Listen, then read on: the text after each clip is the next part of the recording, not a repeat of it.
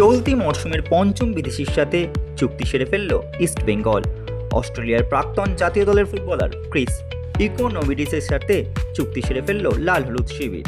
৩১ বছর বয়সী এই অজি ফুটবলার মূলত উইঙ্গার পজিশনে খেলেন, তবে দলের প্রয়োজনে ফরওয়ার্ড হিসেবেও তিনি দলকে সাহায্য করতে পারেন। দুই পায়েই সমান পারদর্শী এই খেলোয়াড়ের গতি এবং ড্রিবলিংয়ের জন্যই তিনি পরিচিত।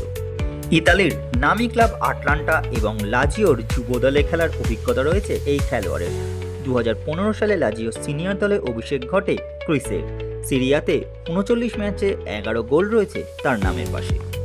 অস্ট্রেলিয়ার এ লিগে পার্থ গ্লোরির জার্সিতে 41 ম্যাচে 16 গোল করে তিনি নজর কাড়েন।